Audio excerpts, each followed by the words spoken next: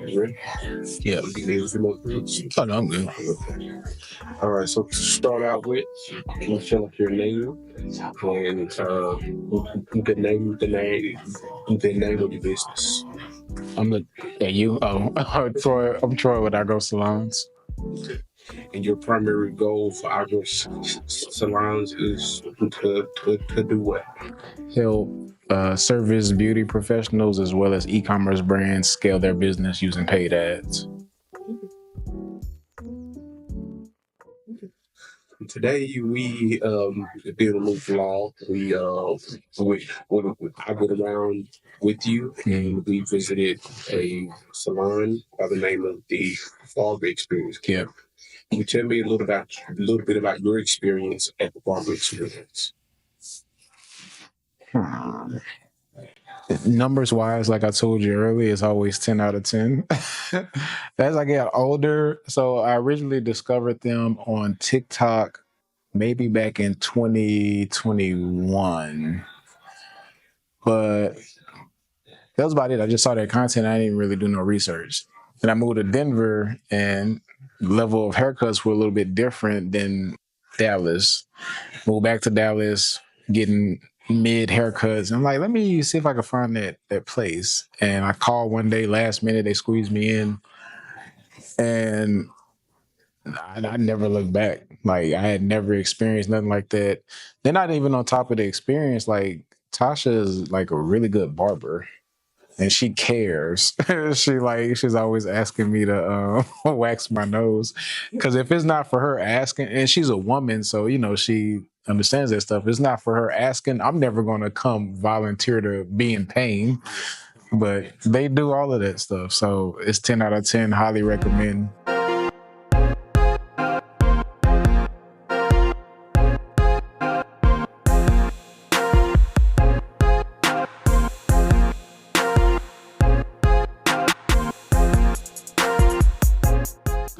Initially, it was like beard, line up, all of that stuff. Then she hired a braider, or she does locks and all of that stuff. So that's better for me because I can kill two birds with one stone. I don't have to go to multiple places to get my hair done. So it's like a one-stop shop for me. So Thursday, I got my hair taken down, deep condition, clean, all of that stuff. Then I come in, I do a 2-day thing. Then I come in the next day for beard, retwist, then massage. They do pedicure, manicure, all of that stuff.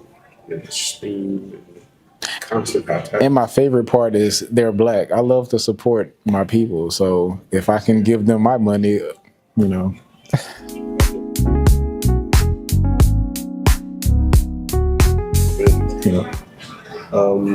So after we left the salon, the next place we went to was to get the car wash. So why is having a clean look, clean presentation, and a clean vehicle important to you? Really just like a state of mind. If I have somewhere to go, I love getting dressed up, but for the most part, like the stuff I had on today, like that gym wear, like I wear that all day. But like if I get my hair cut, I definitely want to dress up. I'm always gonna get my car clean. Then it's also an opportunity for me to shoot content. So Hey Troy, if a business owner wanted to spend $100 on ads, what would be the best way to spend that $100? $100 on ads. So if I'm a new business owner, probably no website, no funnel, I only have $100 to my name, and I want to use that on ads, I'm gonna set up Messenger or DM ads. Meaning, when someone sees my ad and they click on it, it'll open up a conversation in your Messenger or your DM. So that's the quickest way for the business owner to be in conversation with the consumer, with the client, without a lot of friction. And if somebody wanted to find you, where could they find you at? Instagram. My main platform is Instagram. YouTube is going to be second. I do have a TikTok, not really active. We have started upping our output on Pinterest, but it's a lot of blog posts. So for those of you that like to read, we got a bunch of blog content on our Pinterest page as well. And those are all I Grow salons. Haircut, I definitely want to dress up. I'm always going to get my car clean. Then it's also an opportunity for me to shoot content. Yeah. So to monetize what I just, spent on getting all of this done. But yeah, I think, looking good, boost the confidence. If your confidence boosted, I think you can be more productive. So I think all of that stuff is important. I'm Troy with I Grow Salons. You can follow me on Instagram, Pinterest, YouTube, at I Grow Salons on all channels. And your main purpose is to what?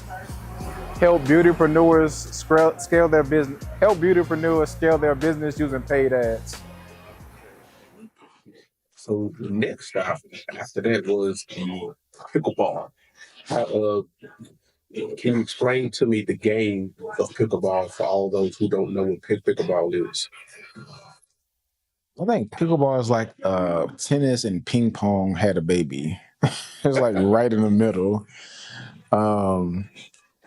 And I think more than anything, what a lot of people don't talk about with pickleball, it's a mental thing. It's like, who's the fastest up here before it can like happen in the world? Because it's all about basically pulling strings and forcing someone else to make a mistake so you can, take advantage. So it's a good mental exercise for me on top of obviously exercising your body. Then, like I was telling you, the networking, a lot of those guys are like business owners. So it's just a good overall experience for me. I don't know what else I would be doing like outside of pickleball. But speaking of networking experience, I noticed you had pretty much almost one partner the entire time. Mm-hmm. Can you tell us your partner's name? His name is Nick.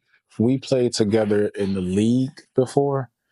We stuck together today because we was like kicking everybody ass. Like we lost that first game bad, but I always do bad first game. But everything after that, we were like pretty much winning. So we were like the two to beat. Yeah, I was the who's on the who's. Yeah. It was people on the sidelines like didn't even want. I wanted to play y'all. Yeah. I'm gonna take a break. That's see this game they're playing. That's my favorite thing to say. I'm like, y'all ducking. They're like, I be talking shit. I'm like, well, why every time I come, y'all leaving? They was definitely packing their shit up and taking breaks, water breaks, leaving. So, how do you feel afterwards? I know you say it's something you could do all day, but afterwards, like, can you describe to me the feeling you have from exercising and moving and networking and doing something that you really enjoy? Really accomplished. It'd be a thing about pickleball. A lot of people play this shit. They just skip out on the work. I was like that for a while. Like I didn't work at all. Like I would play pickleball and get home and go to sleep. I think the girl I was telling you earlier, she was trying to play from 5 to 8. And I told her I already had plans, but she was like she thought about coming now, but she had to work. It's like you got to pull yourself away from this shit to go like do real life shit. It's good though. I don't know what the fuck I'd be doing if I wasn't playing pickleball. I feel bad depending. Like if I'm not active in a day, like I don't go work out or sweat or something, I feel like bad, like like unhealthy or something. But I could feel unhealthy by doing. But it's just like I've done something challenging. Like I went sweat, burned some calories, burned some steam. I don't know if you were paying attention, but like I was returning the ball real hard and deep. And typically if you keep the ball low, somebody's gonna pop it up. And one came and I like damn near knocked the ball out the hole. But that was just like, blowing some steam off. So it's good to like, get that energy. But I feel good now. So you mentioned earlier that when clients deal with you, what's your minimum price? And that's how your clients have to be doing X, Y, and Z numbers already, right? Only for like e-commerce, like if I need to run a ads to sell products online, they need to be doing at least 10K per month or more. But for like service businesses, there's no real income requirement, just that you have consistent clients. So if they have e-commerce, why is 10K a good number? Typically at 10K, well, 10K with a 1% or better conversion rate, that means you have a proven product, something that people want. I don't too much like dealing with like startups because it's just too much work and they really don't be having budgets anyway. So you had 3 stylists now. They all say, look, our 3 p.m.s on Tuesdays always open. What advice would you give them to try to book that slot immediately? Probably out for only like a Tuesday only special. I'll hit my email, my text list like, hey, got open spots on Tuesday. Book today, get 10% off, some shit like that.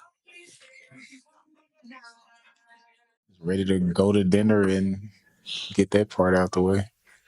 So, what's the plans for dinner? Like, is there a restaurant that's specific to you, or are you just going somewhere that you found? It's a new spot called Evelyn's. Pretty hard reservation to get at a decent time. I think on their website they gave me a 10:45, some stupid shit, but I called.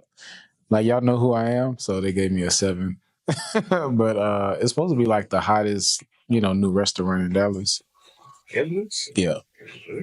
So when I'm looking at their Instagram, it's all the pretty people, they all dressed up, but like the vibe is like Hollywood, like old Hollywood on the inside. So you're supposed to come up and, show up and show out. So now we're gonna swing it back to business a little bit. So if salon owners could spend the day with you, what if salon owners spent the day with you today? What's the one thing that you believe that they would have took away from your words? Probably do more. I'm always going to stress that awareness. A lot of people discount how many people need to know you, how many people you need to reach in a month, in a week to net what you're trying to net. And the number is large. So once people get an understanding of that, then they get an understanding of the amount of work or efforts they need to put in to get these goals that they're trying to hit. Like it was a chick, she's been like off and on with my business for a while, but she posted a picture and she had a product on Twitter. It had 8 million views. 8 million views netted her $10,000 in sales. And 8 million views netted her 40,000 visitors, then $10,000 in sales. So that kind of puts in perspective, you need to reach a lot of people to make the type of money that people are trying to make. So now I know we spoke a lot about the math of the conversion rate. So with 8 million people looking, her conversion rate was shit. Yeah. That's Because she told me she didn't give me full context when she was on the webinar, but I did the math. Her conversion rate was like a 0.00016. But it's because the traffic was viral traffic. Viral traffic is shit traffic, but the sheer numbers of 43,000 visitors, somebody got to buy something. I'm like, I'm leaving here with something. You know what I mean? So that's how that works. So using her as an example, what would be a strategy that you would give her ad-wise to convert some of those 8 million to a higher number? So it wouldn't be the 8. So what she should have done was put a pixel. A pixel tracks what people do once they're on your site. She should have pixeled that site before she did anything. Now Facebook at least know who's buying. Then when you set up your ads, you can tell Facebook, hey, go find me buyers. The same people that pull out that credit card, go find me more of them. And that content that went viral, if it's useful, because I think maybe she probably showed a vagina or something. If she did not, then she could take that same piece of content that's already proven organic viral and run that as an ad. And she gonna get the same pretty much results. But it ain't gonna be 40,000 visitors for 10K. It's probably gonna be more like 4,000 visitors for 10K, whatever the math is on that. So it's just like a gradual build up, but all of the free information is out there for you to take advantage. You just need to understand that it's gonna be work and time. A lot of people just give up too quick, way too quick. If you literally could just keep going, you make it up in your head. Like, you know what? I'm gonna do this for 3 years and without no results, without even worrying about getting paid. You had that mentality at least, like it's gonna work. But most people just check in and they want money. They don't see $100,000 in 2 weeks. They done. Yeah, 2 weeks. Like that's the mentality. Oh, I thought I was gonna be rich because it's like they'll watch somebody from afar. I had people close to me. Let me see how I say this without doxing somebody. One of my clients was doing like 300K a month. And they're like, you know what? I could do that. They just was under the impression the business was so simple. And it really was. But by them only focus on money, by the time it came from their launch, like do the hard work, they quit. Because it was no true desire to do that other than thinking you were going to like wake up and start making $300,000. And it happens like that all the time. Alex Hormozy, he called it, I think, uninformed optimism. It's like, you're so optimistic about this opportunity, but you're also uninformed about what it really takes. And as soon as that work hits you across your face, you quit. Yeah. Now they done hop to some more shit that they thought was easy. Now they doing AI. Then they doing crypto. Then they doing weight loss teas or some shit. All of the things work with enough time, energy, effort. Say it again. And marketing. Oh yeah. Even all of the marketing, I preach ads, but at the end of the day, this is about eyeballs and awareness. If you get your ass up at 5 a.m. and you go stamp bandit signs in the grass on every intersection every day, you will get your eyeballs. Well, it's not free, but however much a bandit sign costs. Okay, you don't have a bandit sign money. You need the absolute freest way to do this as possible. Stick a camera in your face and start making content. Get creative. For all the stylists who are watching, what's one task to start feeling that they can implement today and tomorrow to start filling those empty seats or those empty slots in in their calendars? Do they have money to spend? It's just the game. If they can use it, they can. If they can, they can. So I give you both. If you have money to spend, run ads. Most of you are not going to have a funnel or have a booking site that allows for pixels. So you're going to be limited on the type of ads you can run. Try DM or messenger ads. They click on the ad, it opens up a conversation in DM or messenger. You close through conversation. DM ads are hit or miss because Facebook is optimizing for conversations versus when we send to a funnel, we tell Facebook optimize for bookings. So it's different. But if you get messages cheap enough, you'll talk to enough people where somebody will book. If you don't have money, you're going to have to increase your output. So, meaning how many conversations? Remember, I said, hey, DM conversations. If it takes 25 conversations for you to get one booking, but you don't have money, you need to go manually jump in 25 people's DMs every day, not selling them, but hey, I'm such and such. I'm a local hairstylist.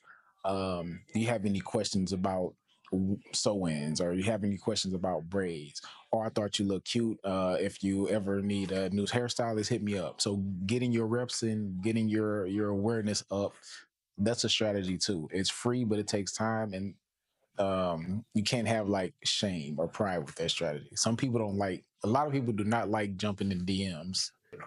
It's just cold outreach. Like that's a strategy in the marketing world. If we can't run ads, we don't have money. We just jump in people's DM or email them.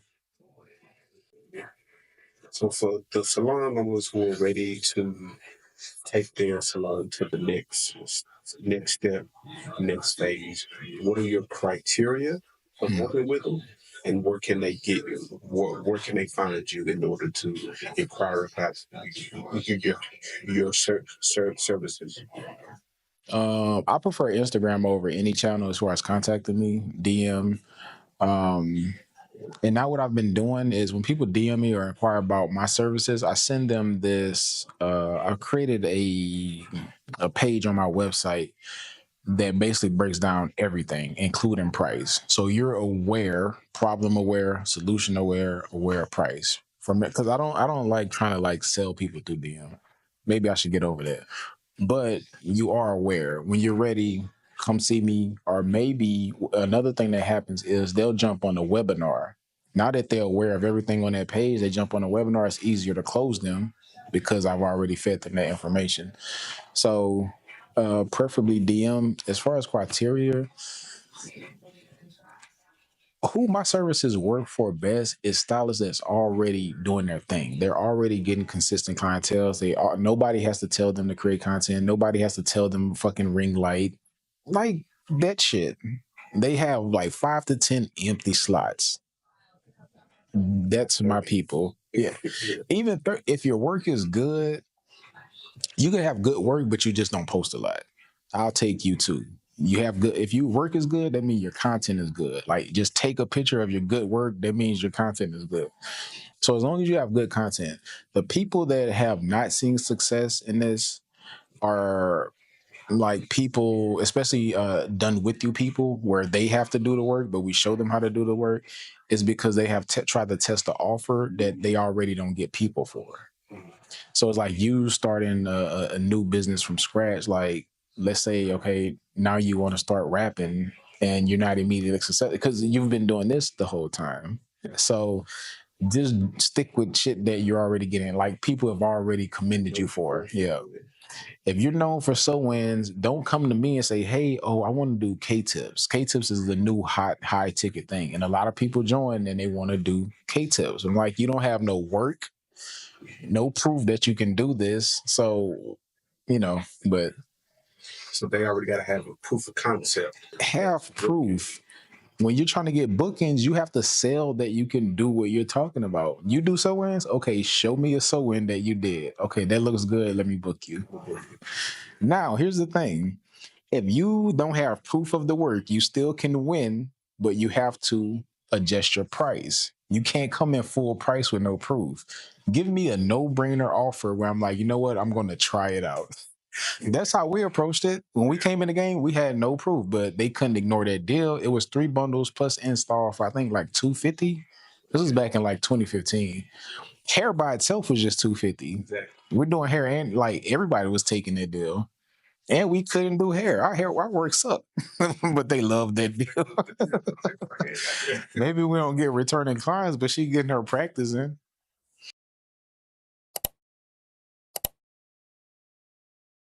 Money is the best filter. It'll cut out a whole lot of people. It's not like that I go there for that. But like I've seen like Shaq up there with my own eyes, and Dirk's been up there, Romo, some other like it's specific that Frisco location. Yeah. But at least I know, it's not gonna be no foolishness, and it's gonna be pretty chill. Then the lifetimes now are being built with workspaces and bars, so it's becoming more like a in between country club for people that may not want to foot I don't know, $50,000 per year bill for a country club. It's like the right in between. Do you golf too? Nah,